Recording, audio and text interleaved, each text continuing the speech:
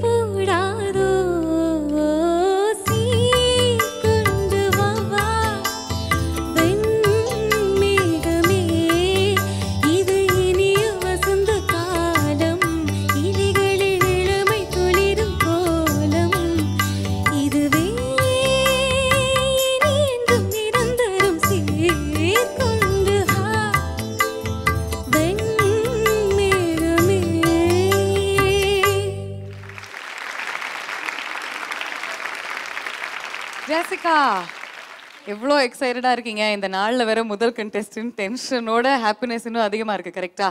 ஆமா. ஓகே, உடனடியா SPB sir கிட்ட கேட்டலாமா அவங்களுடைய பாட்டு எவ்வளவு என்ஜாய் பண்ணாருன்னு? ஸோ இந்த எக்ஸைட்மெண்ட் வந்து ஒரு புதுசாக பாடக்கூடியவங்களோட ஒப்பிட்டு பார்க்கும்போது ரொம்ப கம்மி தான்.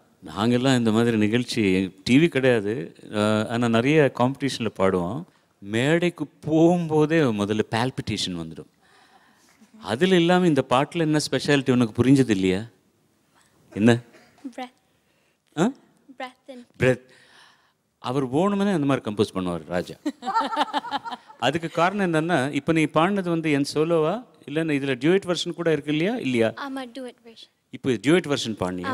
இன்னும் கஷ்டமானது அது. 2 பேரோட வாய்ஸும் பாடணும்னா. எனக்கு பக்கத்துலேயே எப்போவுமே எனக்கு ரொம்ப பெரிய எதிரி குரு யாருன்னா ஜானகியம்மா. நான் உலகத்திலேயே பார்த்துருக்குறேன். அந்த அளவுக்கு ரொம்ப கம்ஃபர்டபுளாக, அவ்வளவு லெங்தியாக பிரெத்து, ஒரே பிரெத்தில் பாடக்கூடியவங்க நான் இதுவரையிலும் வேறு யாரையுமே பார்த்தது கிடையாது. இட்ஸ் ஒன்லி ஜானகி அம்மா.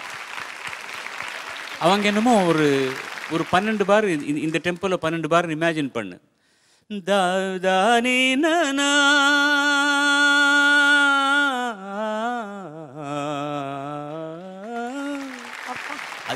இது நான் கம்மியாக பாடினேன். இப்போது அவங்க வந்து ரொம்ப சௌகரியமாக அசையாமல் பாடிடுவாங்க.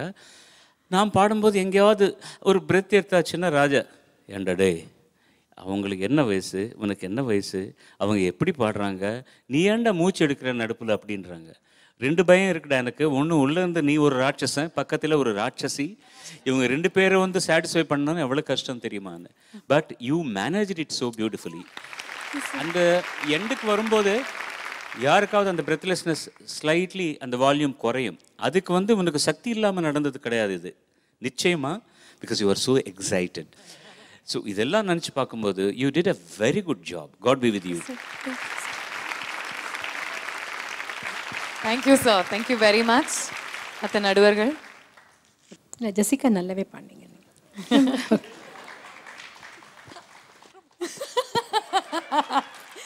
அப்புறமா போட்டு வாங்குவோம் அப்புறமா வெளியே வந்ததுக்கு அப்புறமா பேச போறீங்க. இது எத்தனை பேர் பார்க்குறாங்க? அவங்களுக்கு அறிகுறி கரெக்டாக சொல்லணும் இல்லையா? மெசேஜ் பண்ணி வைப்பாங்களோ? ஓ இல்ல, இன்னைக்கு சித்ராமாவுடைய பேச்சு கம்மி, இந்த சேஷ்டைகள் செயல்கள்லாம் ஜாஸ்தி ஆயிட்டு போகுது.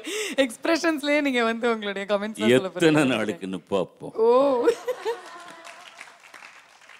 சிச்சோ, சாரி சித்ராமா, அது தெரியாதனமா ஆரம்பிச்சிட்டோம் நாங்க. But thank you sir, thank you very very much for your feedback. எனக்கு வர வேண்டாம்னு நிறைய எஸ்எம்எஸ் பண்ணாங்க. ஐயோ ஆமா, ஐயோ நீங்க வர வேண்டாம் sir, I will be very uncomfortable, நீங்க வர வேண்டாம், நாங்கள் ரொம்ப ஜாலியாக இருக்கிறோம், குழந்தைகளோட குழந்தை மாதிரி இருக்கிறோம், நீங்க இந்த வயசானவங்க எல்லாம் வந்து எங்களை ரொம்ப வாட்டுறீங்க, நீங்க வர வேண்டாம் அப்படின்னு சார். சொன்னேன். ஒரு உண்மை மட்டும் இல்லை, நான் சொன்னேன் பசங்களை விட நான் ரொம்ப சின்னவன், அவங்களோட நான் ரொம்ப விளையாட போறேன், நான் வருவேன்னு சொன்னேன். சார், இன்னொரு உண்மை நான் வந்து உங்ககிட்ட ஷேர் பண்ணிக்கணும்னு ஆசைப்படுறேன். ஐ திங்க் கிட்டத்தட்ட 3 மாசமா நீங்கள் வந்து வரப்போறீங்களா அப்படின்னு நாங்கள் எல்லாருமே யோசிச்சுட்டு இருந்தோம். அண்ட் நீங்கள் வரீங்க அப்படின்னு ஒரு ஹிண்ட் கிடச்சோன்னா ஐ திங்க் லாஸ்ட் 2 வீக்ஸாக சித்ரா அம்மா பயங்கர எக்ஸைட்டடாக இருக்காங்க. அமங்ஸ்ட் எவ்ரிபடி ஹியர் அவங்க வந்து நிஜமாவே ரொம்ப ரொம்ப ஆவலுடன் உங்களுடைய வருகையை எதிர்பார்த்துட்டு இருந்தாங்க. அதுதான் உண்மை. Really wanted to share that with you. So much.